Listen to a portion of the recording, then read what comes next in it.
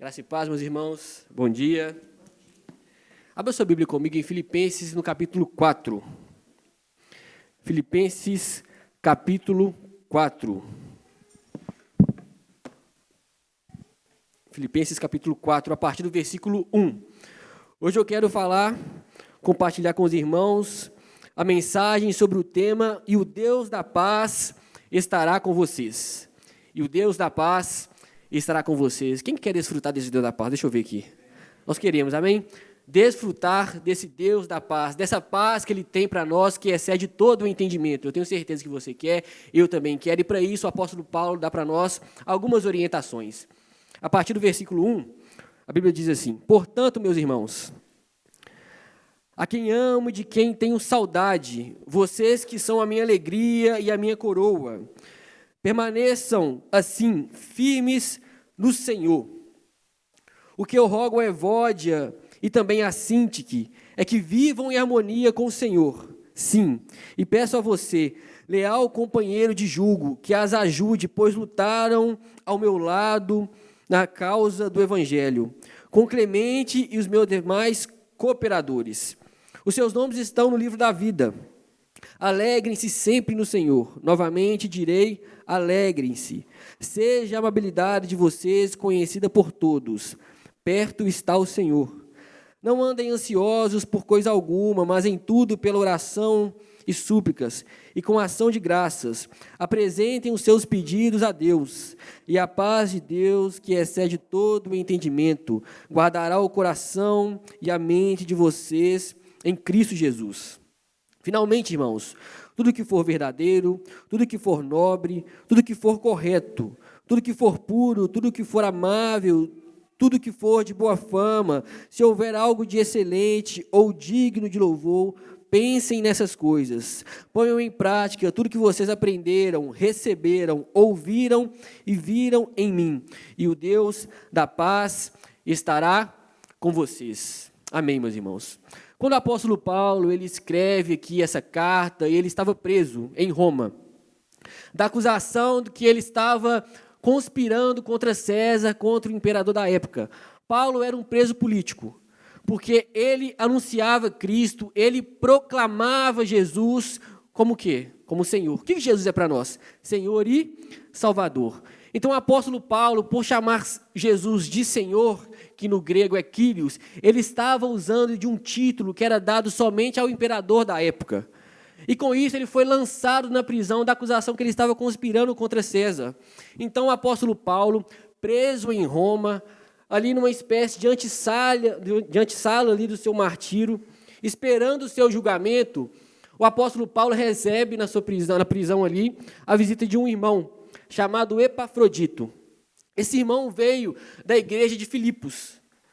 E o irmão que foi visitar o apóstolo Paulo, chamado Epafrodito, ele leva algumas ofertas para o apóstolo Paulo ali na prisão, alguns donativos, que a Bíblia vai nos dizer aqui no capítulo 4, no final do capítulo, que Paulo agradece por esses donativos, por essas ofertas, e assim como as ofertas que Epafrodito leva para o apóstolo Paulo, leva também consigo algumas informações sobre a igreja que o apóstolo Paulo havia fundado.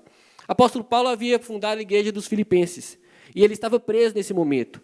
Então, Epafrodito vai até o apóstolo Paulo, visitá-lo, leva uma oferta que a igreja havia arrecadado para o apóstolo Paulo ali, e leva também algumas informações sobre o que a igreja estava passando, sobre os problemas que a igreja estava enfrentando, sobre as dificuldades ali daquela igreja. O apóstolo Paulo então recebe, eu falei que ele agradece pela oferta, e ele envia uma carta de volta.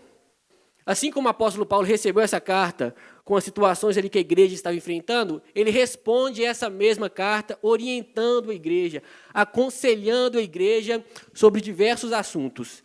Por exemplo, no capítulo 1, volta um pouco na sua Bíblia aí, no capítulo 1, lá no versículo 12, ele vai falar para os irmãos viverem como cristãos devem viver, firmes no Senhor. Olha aí, ó, do versículo 12 aí, até o versículo 14. Algumas das orientações do apóstolo Paulo a essa igreja. Ele fala, capítulo 1, a partir do versículo 12. Quero que saibam, irmãos, que aquilo que me aconteceu tem, ao contrário, servido para o progresso do Evangelho. Como resultado, tornou-se evidente a toda a guarda do palácio e a todos os demais que estou na prisão por causa de Cristo. E os irmãos, em sua maioria, motivados no Senhor pela minha prisão, estão anunciando a palavra com maior determinação e temor. Então, o apóstolo Paulo está nos falando aqui, falando para a igreja que ela deve continuar firme, continuar vivendo como cristãos devem viver, mesmo em meio ao sofrimento, porque o apóstolo aqui ele estava preso. E ele fala conosco aqui que a sua prisão, de alguma forma, serviu para o quê? Para o avanço do evangelho. Aquilo que Paulo estava passando naquela época ali, estava assim, servindo para o avanço do evangelho. E isso que ele fala aí no verso 14 aí. Ele fala que os irmãos, em sua maioria, estavam sendo motivados por aquilo que Paulo estava passando naquele momento. Olha, não está fácil, mas aquilo que eu estou passando, a minha prisão está contribuindo para o avanço do evangelho. Então, continue firmes em meio ao sofrimento, desde que isso implique para o avanço do evangelho. Tenho certeza que você, assim como eu, e como apóstolo também queria que o evangelho avançasse, amém? Nós só estamos aqui porque o evangelho um dia nos alcançou. Ele avançou e chegou ao nosso coração. E com isso nós temos vida e a temos em abundância.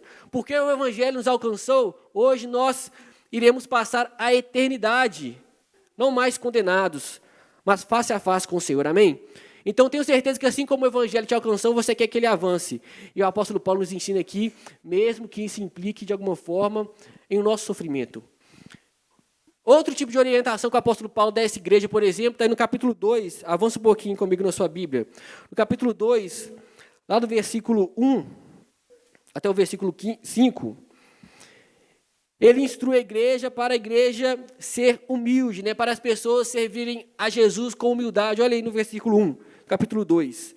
Se por estarmos em Cristo, nós temos alguma motivação, alguma exortação de amor, alguma comunhão no Espírito, alguma profundidade, afeição e compaixão, complete a minha alegria, tendo o mesmo modo de pensar, o mesmo amor e um só Espírito, e uma só atitude. Não façam por ambição egoísta ou por vaidade, mas humildemente considerem os outros superiores a si mesmo. Ou seja, continue servindo a Deus com fidelidade, continuem servindo a Deus com humildade, continua seguindo a Deus com temor, seguindo o exemplo de Cristo. Uma outra orientação que o apóstolo Paulo dá a essa igreja também, preso na prisão. Nunca se esqueça que Paulo escreveu essa carta, a carta que nós conhecemos aos Filipenses, Paulo escreveu quando ele estava na prisão. E uma outra orientação que o apóstolo Paulo dá a essa igreja, por exemplo, dentre várias, está no capítulo 3, avança comigo aí um pouquinho, lá no versículo 4. No capítulo 3, aí no versículo 4, Paulo vai falar que ele tinha todos os motivos para confiar nele mesmo, por ter sido judeu, por ter recebido muitos privilégios. Olha aí, no capítulo 3, a partir do versículo 4, ele fala, olha, embora eu mesmo tivesse razões para ter tal confiança, se alguém pensa que tem razões para confiar na carne, eu ainda mais, circuncidado no 8º dia, pertencente ao povo de Israel, à tribo de Benjamim, verdadeiro hebreu, quanto à lei, fariseu, quanto ao zelo perseguidor da igreja, quanto à justiça que é na lei irrepreensível. O apóstolo Paulo fala no versículo 7, olha, mas o que era lucro para mim, passei a considerar como perda por causa de Cristo. Mais do que isso, considero tudo como perda comparado com a suprema grandeza do conhecimento de Cristo Jesus, meu Senhor, que por quem perdi todas as coisas, eu as considero como esterco para poder ganhar Cristo e ser encontrado nele, não tendo a minha própria justiça que procede da lei, mas a que vem mediante a fé em Cristo. A justiça que procede de Deus se baseia na fé. Ele fala no versículo 10 que ele quer conhecer a Cristo, o poder da ressurreição e a participação em seus sofrimentos, tornando-me como ele em sua morte, para que de alguma forma alcançar a ressurreição dentre os mortos. O apóstolo Paulo ele fala aqui que ele recebeu alguns privilégios por ter sido judeu. Ele fala que era fariseu, Na época, ele era muito reconhecido, admirado, mas ele fala que ele considerou isso tudo como perca, depois que Cristo o alcançou. Eu tenho certeza que você, na sua vida, tem muitas coisas que você considera de grande valor. Tem muitas coisas, mas eu tenho certeza que nenhuma delas é maior que Cristo na sua vida, amém? Eu tenho certeza que nenhuma delas é maior do que o nosso maior tesouro, o Jesus. Ele é a nossa maior herança. E olha, meus irmãos, nós podemos ter tudo nessa vida. Se nós não temos Jesus, não temos nada. Ele que é capaz de nos dar uma paz que excede todo entendimento, que a gente vai ver aqui. Ele que nos deu um amor que excede circunstâncias. E é por ele que nós estamos aqui. Então o apóstolo Paulo, ele dá essas orientações, e no capítulo 4, ele continua dando orientação para essa igreja, conselhos também que servem para nós hoje.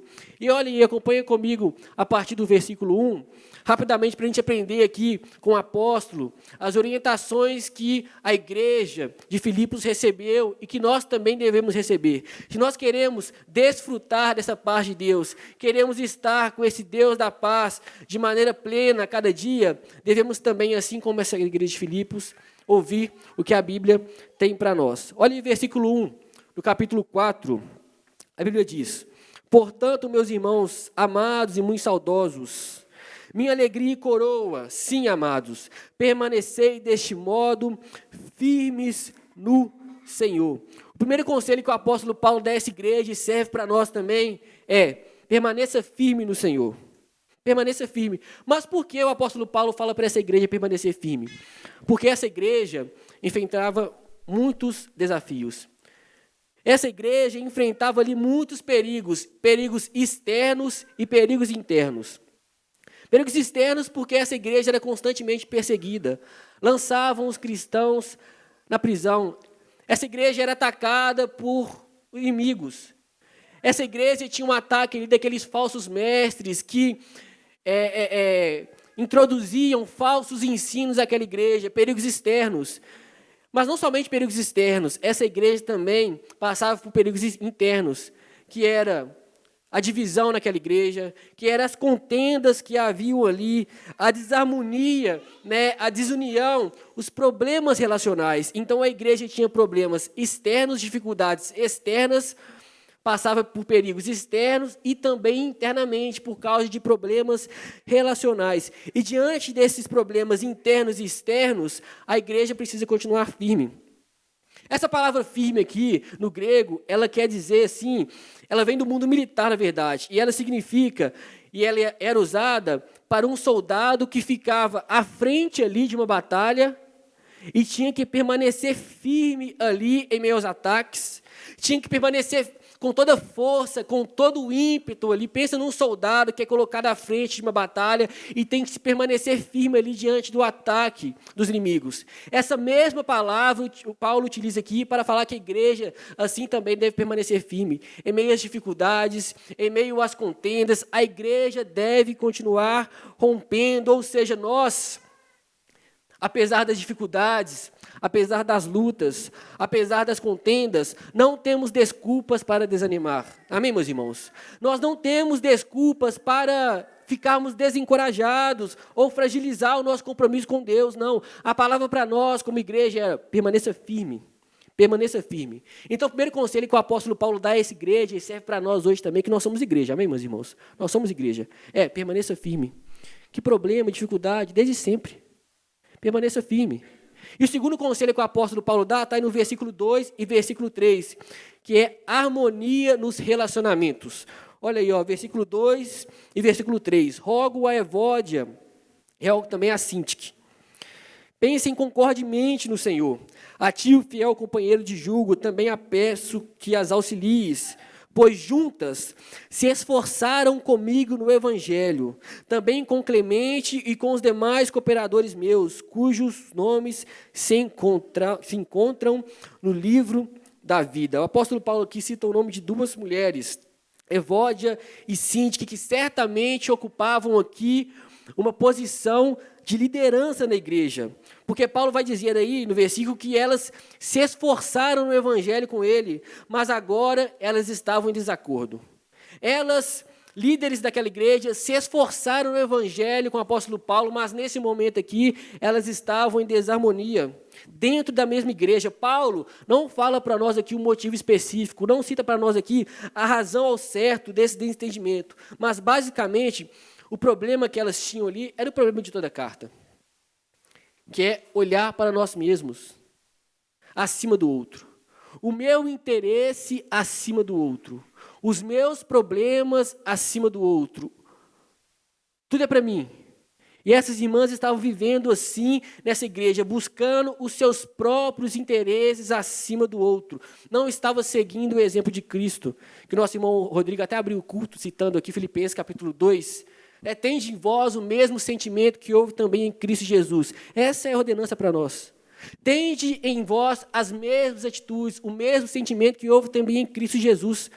Que embora sendo Deus, a Bíblia vai dizer, que não considerou que o ser igual a Deus era algo que devia se apegar, mas a si mesmo se esvaziou, assumindo a forma de servo, tornando-se semelhante aos homens. Esse é o chamado para a minha vida, esse é o chamado para a sua vida, vivendo como o corpo de Cristo. E essas irmãs não estavam vivendo dessa forma, e o comportamento que elas estavam tendo, colocavam assim em risco a unidade da igreja, porque provocava desunião. Então, elas estavam trabalhando juntas, mas cada uma puxando para um lado. Duas irmãs, numa mesma igreja, servindo o mesmo Senhor, vivendo ali, pertencendo ao mesmo reino, mas agora em desacordo, em desarmonia com o evangelho que elas proclamavam. Estavam em desunião. E olha o versículo 2 aí, o apóstolo Paulo, ele fala, eu rogo para que pensem concordemente no Senhor, ou seja, não há possibilidade de nós andarmos em harmonia com o Senhor, termos uma vida em harmonia com o Senhor, sendo que nós não estamos em harmonia com o irmão. Não há possibilidade de nós queremos mais intimidade com o Senhor, ter comunhão com o Senhor, unido a Cristo, mas não unido com o irmão. Não existe possibilidade para nós, como corpo de Cristo, porque nós pertencemos uns aos outros, nós somos uns dos outros, de estarmos e desfrutarmos da paz de Deus com desavença com o irmão. Por isso que a Bíblia nos orienta, toda ela, sobre não magoar, não ter esse sentimento de mágoa, não viver com esse sentimento. A Bíblia nos orienta, e toda ela, para não alimentarmos esse tipo de sentimento, a perdoar as pessoas, a suportarmos uns aos outros. Na verdade, mais importa para o Senhor, se nós formos nos entregar ao Senhor, ofertar ao Senhor, e lembrarmos que o irmão tem algo contra nós, o que nós devemos fazer? Antes, voltar até o irmão e resolver a nossa pendência. Então, o apóstolo Paulo está nos orientando, pensem concordemente no Senhor, porque vai ser difícil nós, na nossa caminhada, andarmos e de forma deliberada, desconsiderar o irmão e querer, do mesmo momento, da mesma forma, intimidade com o Senhor. Por isso que é difícil. Por isso que é difícil. E com isso, meus irmãos, ele continua falando aí no verso 3. Esse assunto é tão sério e precisa tanto de uma solução, essa questão da harmonia, essa questão que não pode andar com a desavença, com algo pendente com o irmão, que no versículo 3 ele fala, a ti, fiel companheiro de jugo, também peço que as auxilies. Olha assim, o apóstolo Paulo pede a interferência de um irmão naquela comunidade, para auxiliar as duas irmãs, para que elas possam, uma vez, não unida a outra, que elas possam andar em harmonia. Tem momentos, meus irmãos, nós aprendemos com isso, que nós precisamos de ajuda de uma terceira pessoa, amém? Há momentos que nós não conseguimos, nós precisamos de intervenção de uma outra pessoa, e com isso nós aprendemos que nós devemos ser instrumentos do Senhor para a reconciliação. Com isso nós aprendemos que nós devemos ser instrumentos do Senhor para aproximar as pessoas, que devemos ser instrumentos do Senhor para aproximar, não de afastar as pessoas. Nós devemos exercer o ministério da reconciliação. Deus, ele deseja nos usar para isso. para que a igreja permaneça e ande unida mesmo com as discordâncias. Mas nós somos um em Cristo, amém, meus irmãos? E o Senhor, Ele quer nos orientar a isso, porque esse é um problema muito sério que às vezes nós desconsideramos. E a Bíblia nos orienta, como eu falei, sempre a relação de sentimento em relação ao próximo. E por que nós devemos viver em união?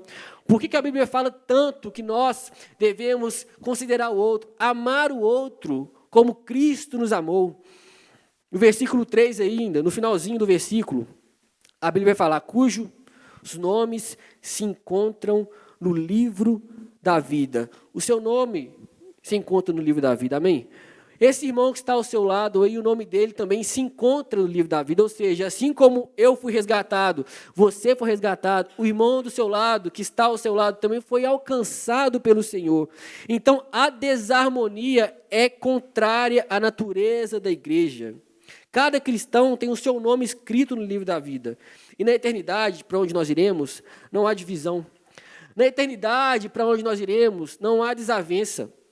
Na eternidade, para onde nós iremos, não há conflitos. Então, a igreja que iremos ser deve incentivar a igreja que nós somos hoje, amém, meus irmãos?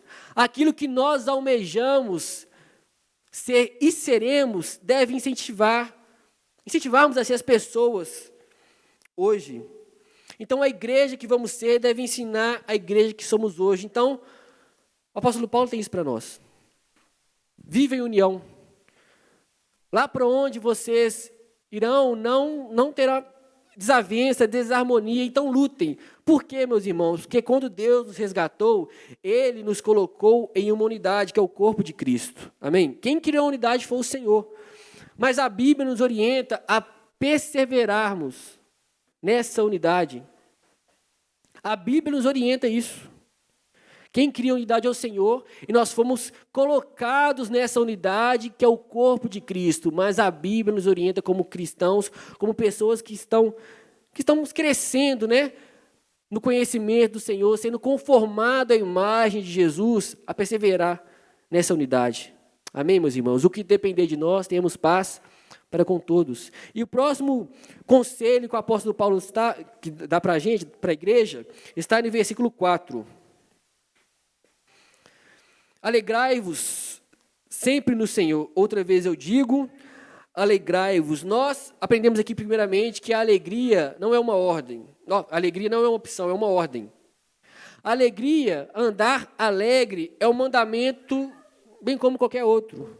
Bem como não matarás, não adulterarás, não dirás falso testemunho e os outros mandamentos. A alegria aqui para o cristão é um mandamento, uma ordenança do Senhor, de forma que se a gente, como cristãos, embora tenhamos os nossos desafios, a gente não vai andar aí rindo como, né, uma hiena o tempo todo. Não, nós temos os nossos desafios.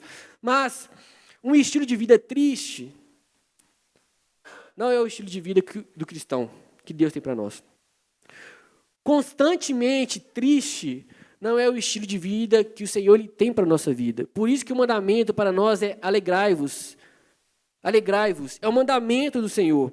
Segundo, o versículo diz aí, alegrai-vos sempre. Ou seja, a alegria, ela não depende de circunstâncias. A alegria não depende de circunstâncias. Por isso que há uma diferença em ser alegre com estar alegre. Porque dificuldade, lutas, todos nós passamos. Não passa? Você tem dificuldade na sua casa? Eu tenho. Todos nós passamos dificuldades, nós temos desafios, mas a nossa alegria, ela está onde que o versículo fala? No Senhor. A nossa alegria está no Senhor. Mesmo em meio às lutas, mesmo em meio às circunstâncias, eu tenho certeza que você, assim como eu, às vezes estava com um sentimento de paz, que às vezes a gente não entendeu, a gente fala assim, gente, eu estou passando tanta luta aqui, mas eu tenho um sentimento de paz, isso é porque o Espírito Santo habita em você. Isso é porque Ele está em você. O apóstolo Paulo mesmo diz, né? Não sou eu mais quem vivo, mas Cristo vive em mim, Ele vive em você. E Ele é capaz de te fazer desfrutar de uma paz que excede todo entendimento, que a gente vai aprender aqui que paz é essa. E o próximo versículo aí, versículo 5, continua com mais uma orientação do apóstolo Paulo aí, à igreja. Ele fala, seja a vossa moderação ou amabilidade, conhecida por todos os homens. Seja a vossa moderação conhecida por todos os homens. Ou seja, você foi alcançado pelo Senhor. Eu também fui alcançado pelo Senhor. Recebemos o Espírito Santo, nós nascemos de novo. Como eu falei, não sou mais quem vive, mas Cristo vive em mim. O apóstolo Paulo fala isso. Ele vive em você. Uma vez que Ele nos resgatou, uma vez que Ele nos alcançou, essa nova vida, ela precisa ser reconhecida pelos outros. E é verdade? Eu tenho certeza que pessoas olham para você hoje de forma diferente, falam assim, olha, fulano mudou. O fulano mudou. E de fato isso vai acontecer, é uma consequência. Por isso que Jesus nos orienta a sermos sal, a sermos luz, porque é uma consequência as pessoas notarem essa diferença na nossa vida. O apóstolo Paulo ele orienta a igreja aí para que a moderação, a amabilidade, uma vez que fomos alcançados pelo Senhor, seja reconhecida por todos. Moderação aqui é uma disposição amável para com outras pessoas, mesmo com os erros, mesmo com as falhas. Moderação aqui tem a ver com controle de temperamento. E seja esse controle de temperamento reconhecido por todos. Mas por quê, gente? Por quê que tem que ser reconhecido por todos? Porque o versículo mesmo diz aí, ó, perto está o Senhor. O Senhor está perto de nós, tanto em relação a lugar, quanto em relação a tempo. O Senhor está perto de nós em relação ao lugar, porque Ele está perto de nós. Na verdade, Ele vive em nós por meio do Seu Espírito. Ele está aqui para nos fortalecer, por isso seja moderado. Ele está aqui para nos encorajar, por isso tenha a mente firme no Senhor. Ele está perto de você, Ele está dentro de você. E também perto está o Senhor em relação à sua segunda vida. Nós ansiamos pela segunda vida do Senhor, amém, meus irmãos? E nós temos certeza que Ele vai voltar. Isso que nos incentiva a levantarmos todos os dias. Às vezes você pensa assim, nossa gente, mais um dia, as mesmas lutas, os mesmos sofrimentos, mas olha, perto está o Senhor, Ele está voltando. E isso nos fortalece. Então, perto está o Senhor, porque Ele está dentro de nós, nos fortalecendo, e perto está o Senhor da sua segunda vinda. Então, permaneça firme, seja moderado, e que essa sua moderação, essa sua amabilidade seja conhecida por todos, porque Ele está perto de nós. O próximo conselho do apóstolo Paulo continua aí no versículo 6. Não andem ansiosos de coisa alguma. Não andem ansiosos de coisa alguma. Ou não vivem ansiosos por coisa alguma. É importante esclarecer, meus irmãos, que nem toda ansiedade tem um fundo espiritual. Nós sabemos que algumas ansiedades têm origem química, nós sabemos que algumas ansiedades têm como consequência aí essa questão da química cerebral, mas a ansiedade que o apóstolo Paulo está falando aqui para a gente não ter é consequência de uma falta de confiança no Senhor. A ansiedade que Paulo está falando aqui para a gente não viver com essa ansiedade, não andar nessa ansiedade, é uma ansiedade por falta do relacionamento com o Senhor. E essa ansiedade por falta de relacionamento com Deus, do ponto de vista espiritual, ela é constituída de pensamentos errados e sentimentos errados que nós temos acerca das circunstâncias, acerca das pessoas e acerca das coisas. Essa ansiedade aqui, que tem um fundo espiritual, que o apóstolo Paulo ordena a gente não andar dessa forma, é porque nós pensamos e sentimos errado em relação às circunstâncias, em relação às pessoas, em relação às coisas. Por exemplo, em relação às circunstâncias. Nós muitas vezes andamos ansiosos, temos um estilo de vida dessa forma, porque nós desconsideramos o Deus que nós servimos e focamos muito nos problemas. Pensa no apóstolo Paulo, meu irmão. Se era uma pessoa que tinha, assim, o porquê ficar desencorajado, andar ansioso, o apóstolo Paulo preso. Tantas coisas esse homem passou. E da prisão ele escreve, alegre-se no Senhor. Não é coisa assim. Para o mundo é coisa de louco. Mas quem tem o Espírito entende isso. Na prisão ele orienta a igreja, permaneçam firmes no Senhor, alegre e não andem ansiosos. Por quê? O apóstolo Paulo sabia quem ele servia. O apóstolo Paulo sabia que, embora ele estivesse ali até sofrendo, ele sabia que tinha um sentido que Deus estava com ele, assim como está com você. Eu não sei o que você está passando, mas o Senhor está com você. O Senhor mora dentro de você. E o mesmo Espírito que habitou o apóstolo Paulo habita em você. E o mesmo Espírito que fortaleceu o apóstolo Paulo é capaz de nos fortalecer. Então, pensamento errado em relação às circunstâncias, focar demais na situação e desconsiderar o Deus Todo-Poderoso. O segundo motivo que nós andamos ansiosos, como eu falei, pode ser um sentimento errado em relação às pessoas. Porque, como nós observamos aqui, havia uma desavença naquela igreja. Então, o segundo motivo de andarmos ansiosos é porque relacionamento quebrado, divisão. Nós aprendemos aqui que duas líderes, Evode e Síndique, estavam em desunião ali. Isso é outro motivo também, meus irmãos. Porque essa falta de relacionamento gera em nós angústia.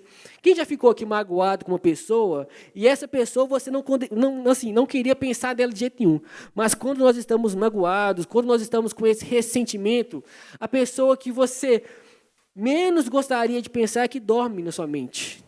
E você fica angustiado, e você fica perturbado, e você fica inquieto e não desfruta dessa paz que excede todo entendimento. Esse é um dos motivos também.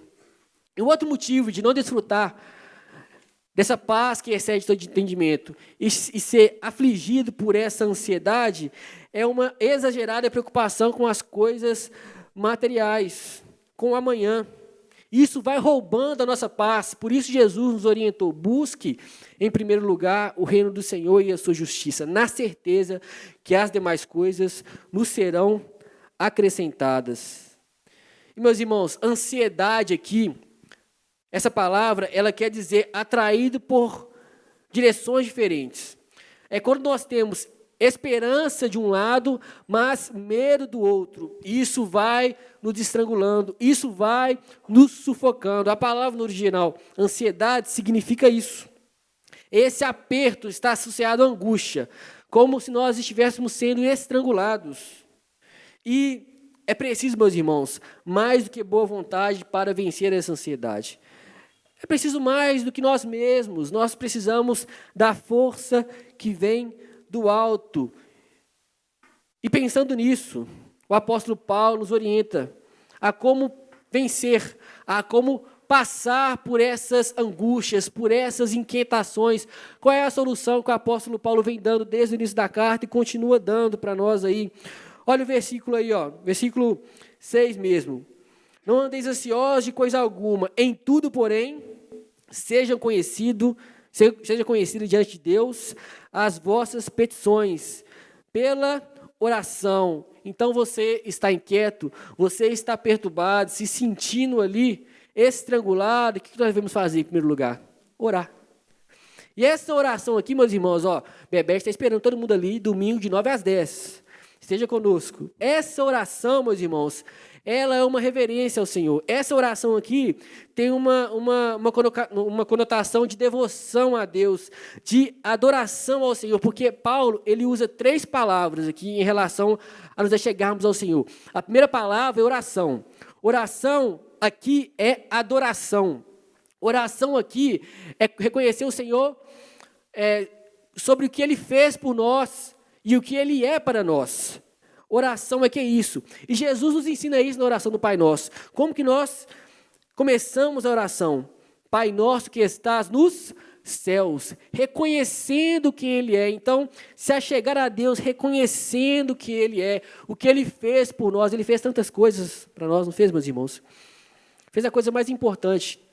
Ele nos livrou do império das trevas e nos transportou para o reino do Filho do seu amor. A segunda palavra aí no próprio versículo 6, fala aí, olha. Pela oração e pela súplica. Súplica é se achegar a Deus com os nossos problemas. Súplica é se achegar a Deus com as nossas dificuldades. Súplica é se achegar a Deus com os nossos sofrimentos. Hebreus vai falar, lá no capítulo 4, não precisa abrir não, a partir do verso 14, que nós não temos um sumo sacerdote que não possa se compadecer das nossas fraquezas. Nós temos alguém, como sumo sacerdote, que assim como nós, em tudo foi tentado, porém sem pecado, que assim nós podemos aproximar com toda confiança junto ao trono da graça, a fim de recebermos misericórdia e alcançarmos graça que nos ajude no momento da necessidade. Hebreus capítulo 4, versículo 16. Você, na sua necessidade, suplica ao Senhor. Você na sua necessidade, adore ao Senhor. Você na sua necessidade, o restante do versículo fala conosco aí, com ações de graça, seja grato ao Senhor.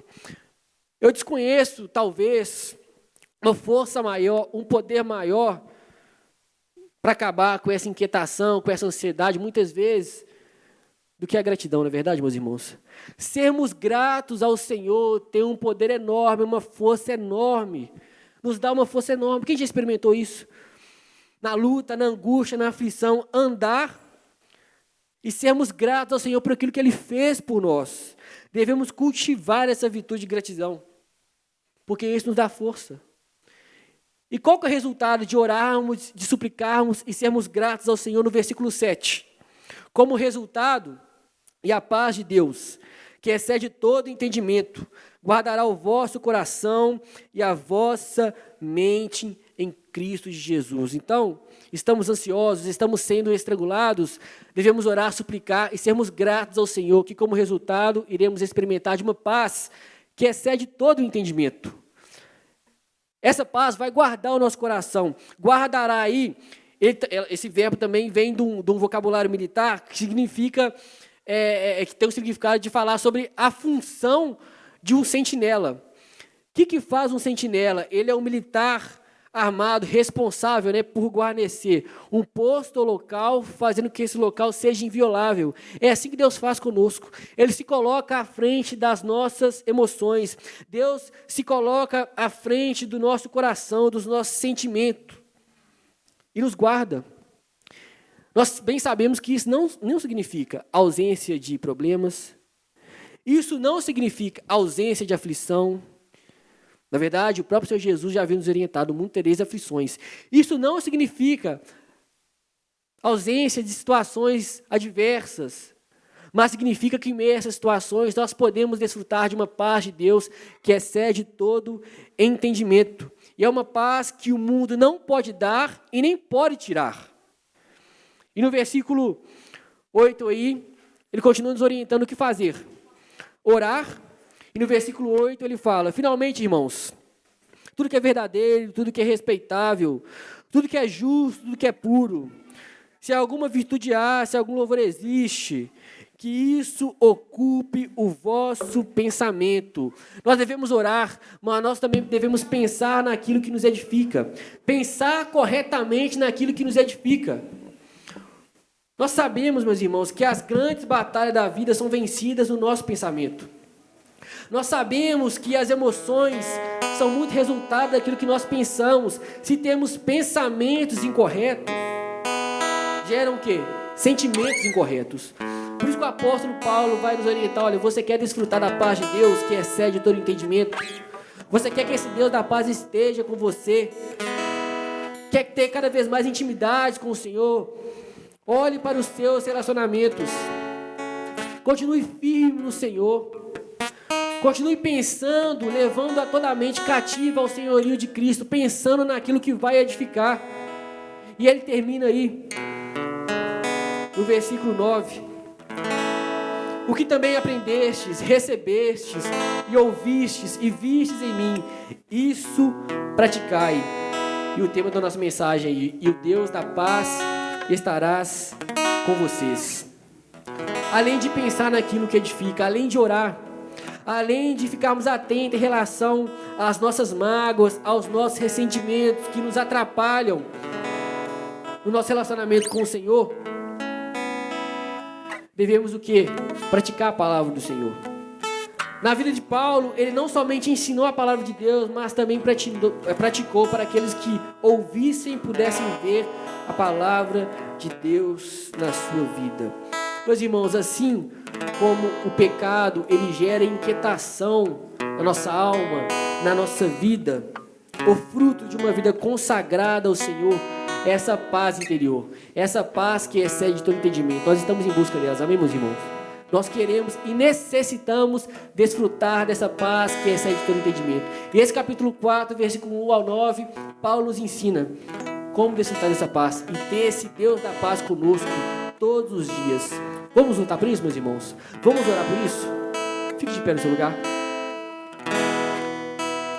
Pai, obrigado, Senhor. Obrigado, Senhor, por mais um dia. Obrigado, Pai, por mais esse momento. Pai, obrigado, Senhor, pela Tua palavra, Senhor. A Tua palavra que é viva, a Tua palavra, Senhor, que é eficaz e que encontrou o nosso coração mais uma vez. Te pedimos, ó Deus, que nós possamos, ó Pai, sairmos daqui mais cheios do Senhor, que nós possamos guardar essa palavra, Pai, em os nossos corações e sairmos daqui para vivermos a semana cheios dessa Tua palavra, que a Tua palavra possa orientar, Pai, a nossa vida. Que a Tua palavra, Senhor, possa orientar, Pai, os nossos relacionamentos.